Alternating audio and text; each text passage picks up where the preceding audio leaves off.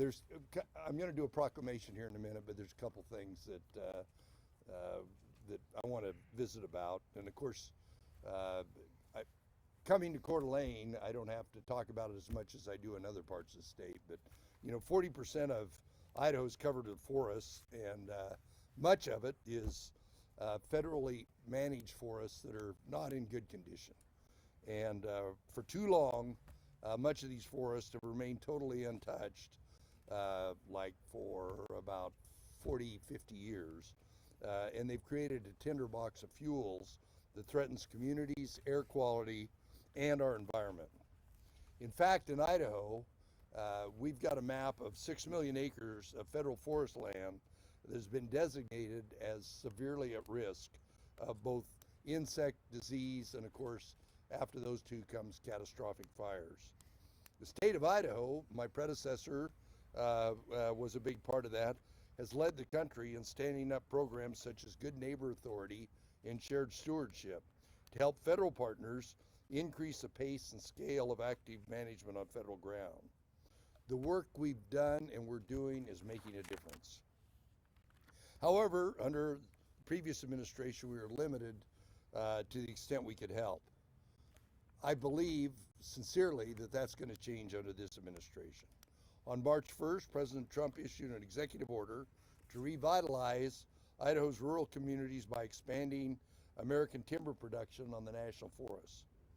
On the heels of that executive order, I directed our state agencies to recommend opportunities for alignment with the President's Freeing Our Forests executive order to help further reduce wildfire risk and improve forest health throughout actively managed federal lands.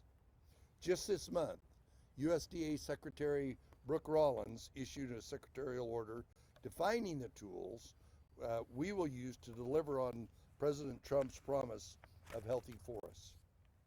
Not surprisingly, the programs Idaho stood up, both Good Neighbor Authority and Shared Stewardship, took the spotlight. To reinforce the actions at the federal level, I'm proud to sign a new executive order today, Make Our Forests Healthy Again Act. Of course, we all know our own Tom Schultz, an Idahoan, who's kind of a busy boy right now as the new chief of the Forest Service. He understands the forest problem, the forest health issue, as well as anybody, and I'm very excited about Tom's tenure as Chief of the Forest Service. Now that we have the leadership we need at the federal level and the executive order ramps up, Idaho's efforts to get the feds to do more work on the ground will take effect. I want to acknowledge many of the loggers here today. Cleet Edmondson's here somewhere, from the director of the Associated Logging Contractors. To our loggers, get ready. You've got more work coming your way. I also want to thank members of the Idaho Farm Bureau because the agricultural community is also a big part of it, as we saw in the Julietta fire. That was a pretty significant fire, but when you flew over it and saw it looked like 100 miles of disc line that the farmers had done, and that takes place in the rest of the state. So with our local fire departments, both rural and professional, with our loggers, with the farmers and the ranchers that are out there, all in conjunction with the Idaho Department of Lands, I am confident that we will be much better prepared as we go into a new era of forest management. I want to thank Chief Chris Ray and the Kootenai County Fire and Rescue for what they've done, and have him make comments after Director Miller. Go ahead. Okay. Well, thank you, Governor, and thank you all for being here today. Appreciate all the Department of Lands people being here. So this is a historic day. I'm Dustin Miller. I'm the Director of the Idaho Department of Lands, and as you all know, we are the State Forestry and Wildland Fire Response Agency. As the Governor mentioned, we stand firmly behind the Trump administration's efforts to cut the red tape and increase active management on our national forest lands, including increasing timber harvest, restoring watersheds to support the industry, protecting communities, and making our national forests healthier, more resilient, and resistant to catastrophic wildfire. As the governor mentioned, 60% of the state is owned and managed by the federal government, and more than 6 million acres of National Forest System lands are severely at risk for insect and disease infestations and consequently wildfire. You couple that with a rapidly changing Idaho, more growth, more expansion of the wild and urban interface, more ignitions. This creates a forest health and a wildfire crisis here in Idaho. But we are uniquely positioned here at the Department of Lands, working with our partners to play a role in addressing this risk and this crisis here in Idaho. Since 2016, the Department of Lands has utilized its Good Neighbor Authority to help establish timber sales and increase the pace and scale of National Forest System land restoration. And this has really created a lot of strong partnerships, especially between us and the U.S. Forest Service. And so we stand ready to expand these efforts on federal lands, utilizing our expertise to get more work done. On the suppression side, this is critical that we continue to prepare for what's become the new normal. Longer fire seasons, more aggressive fire behavior, and we can't do fire alone. That's why relying on our partners like Chief Way with Kootenai Fire and Rescue, Chief Niemeyer, Boise Fire, to help us tackle our wildland fire issues here in Idaho. We continue to strengthen these partnerships with our fire service organizations and our other partners in wildland fire. Just really want to thank you all again for being here and thank the governor for his vision and his leadership in aligning the state with the Trump administration's priorities here to tackle the forest health crisis here in Idaho. So I'll pass the time over to Chief Way. Thank you, Director Miller, and obviously thank you, Governor Little, for inviting us to be part of this today. We just want to emphasize from a local standpoint the importance of partnerships. I think when Governor Little first called me about a year and a half ago and Director Miller and said, hey, we want you to be on this committee, you and Chief Niemeyer, who unfortunately sends his regards and couldn't be here today from the Boise Fire Department, he said, you two are going to be the local representatives and we want local impact and local respect and local presence on the governor's wildfire task force, which we were thrilled to death to do. The culmination of that is the executive order that Governor Little is signing today. We could not do this without our partnerships, and I'll give you an example right here in Post Falls 2 years ago, or almost 2 years ago. We had the Parkway fire.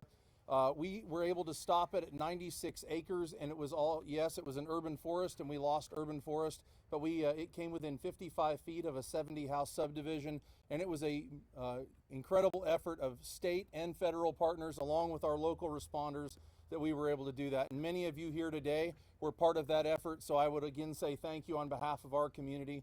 I know when I called Director Miller that evening, he assured me that the resources of the state of Idaho were behind us. We talked to Governor Little the next day, and he assured us the same thing. So I would just emphasize that I think we're lucky in the state. We're certainly lucky in this region of the state. We know how important the partnerships are.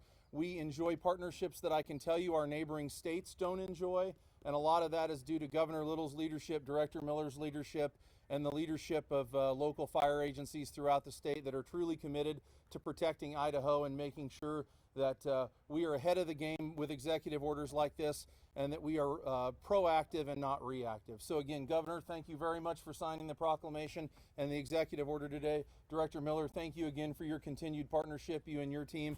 And I would like to thank our local responders who are here today as well, who do play a vital role in protecting our community. So thank you all for being here, and let's get ready for fire season 2025. Thank you, Chief. I want to add one more thing. The task force that the Chief talked about and Director Miller was on, if in the contrast between how we do fire in Idaho and particularly how they do fire in Oregon, Washington, and California, it couldn't be more stark. The partnerships that we have, the initial attack that we have, there's a lot of states that spend a lot more than Idaho does, but from an efficiency standpoint, from the men and women that respond initially, to the equipment we have, to the air assets we have, from an efficiency standpoint, the first thing we want to do is keep people safe. Second thing we want to do is put the fire out and protect life, limb, and property, and we want to do it as efficiently as possible. This federal estate that we're talking about, our problem is not on state endowment land. The problem is not on industrial timber land. The bulk of the problem is on the federal estate, and in fact, I'm going to be with both Secretary Rollins and Secretary Burgum tomorrow or day after tomorrow, and we're going to continue to have conversations about it. But Idaho's leadership through Good Neighbor Authority is what the rest of the West is looking at as the model to get our forests in much healthier shape. So with that, I have a long executive order, which I will not read, but basically what it says is we support the President's executive order, we support the Secretary's executive order, and we want to do all we can from Idaho's standpoint to make it as efficient as possible and for Idaho to serve as an example for the rest of the West of how to keep communities safe and suppress these fires. So with that, with this pin at this location on this date, I have signed Executive Order 2025-04. 20 years.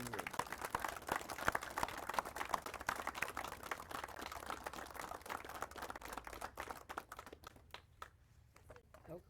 A little closer.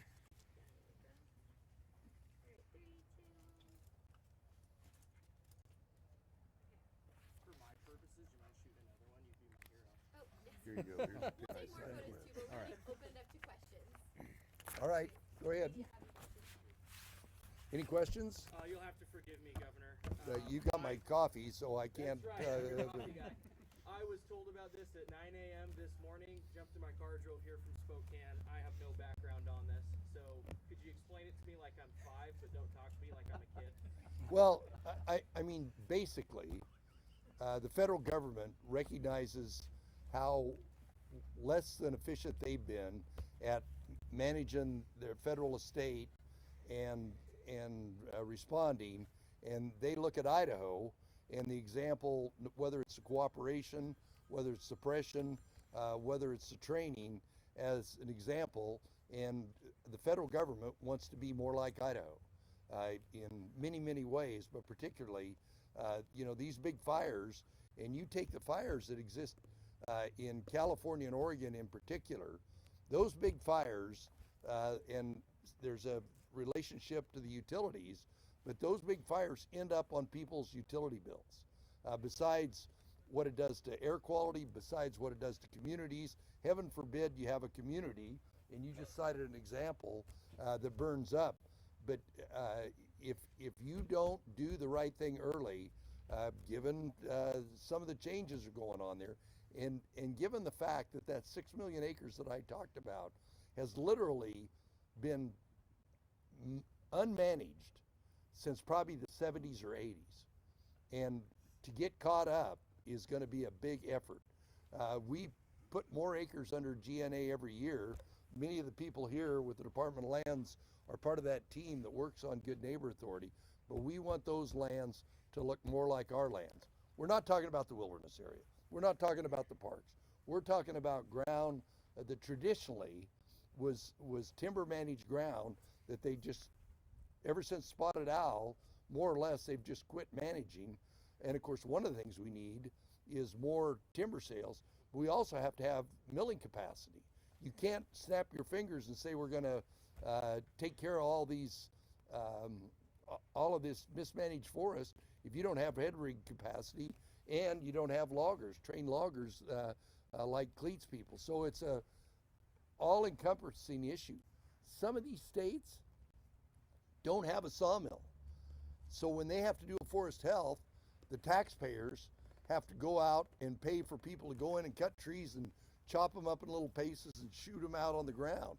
We are blessed in Idaho that we've got mill capacity, but that mill capacity needs a guarantee that in the future they're going to have a big enough wood basket, well-managed wood basket, that they can be profitable, and that these families that are in the logging business can have a career from one generation to the next. Great. I guess second to that, I mean, logging is a pretty significant industry in Idaho historically, and I know that a lot of think I did. Well, a story. none of them are as old as Cleet. But no, I remember doing a story years ago when I worked in Boise. I was out in McCall, and the logger's like, my guy who drives truck, he's like 75. When that guy retires soon, I got no one else to drive that truck that knows how to do it. Well, we were actually, Cleet and I were just talking about that.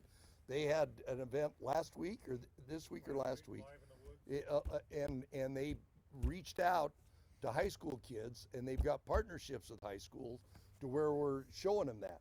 You got to remember that the logging industry, despite what it looks like, for every one logger in the woods today, there was a time when it took 12 people to do the amount. Modern logging equipment, safe logging equipment, the technology that exists in the logging industry today dwarfs anything we had in the past. You know, modern logging equipment is very, very efficient, but it's also very expensive.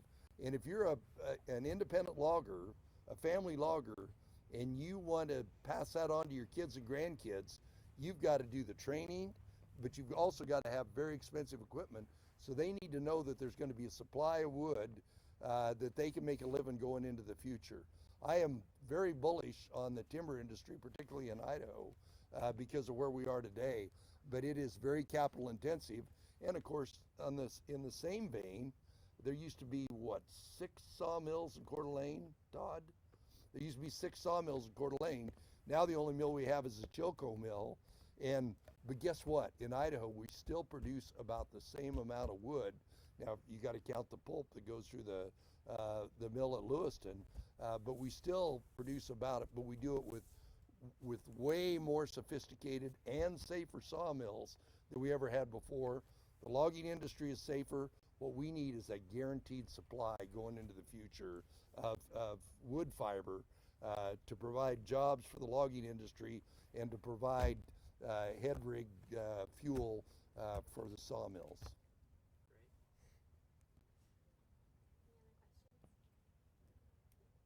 All right, thank you. We'll get a couple more photos, so. I have to go get my coffee. I'm about ready to die. You know what? We didn't get put on the bad side. The shade over here. This thing is the side that Talked to wasn't Joe Paris lately. He's got a new conservative haircut. He looks like a clean-cut guy. Really? Yeah. Ah, he's got to have that wild. Well, you know, he's got that new wife and that. Okay, I gotta go over here. And then one with the executive order again. All right. Okay. Ready? 3, 2, 1. 3, 2, 1. Okay. Now, Chief, we'll have you step out for I was 1 sucking second, in, and Joan. We'll have the Department of Lands folks Come on, come you around on Landies. either side, and then we'll get you guys. Come on. Yeah, yep. So Come file on in, both guys. sides. 1, 2, 3. I gotta count. Okay, we gotta balance it out. Yeah. Oh, we won't tip over. We won't tip over. We're good. Okay, ready? 3, 2, 1. 3, 2, 1. Okay, great. All right. Now we'll have Chief. Okay. Chief and his people. You too. All right. Thanks for. Okay. All right. 3, 2, 1. 3, 2, 1. Very nice. Thank you, guys. Governor, can I just introduce you to my parents real quick? Oh, They're here. absolutely.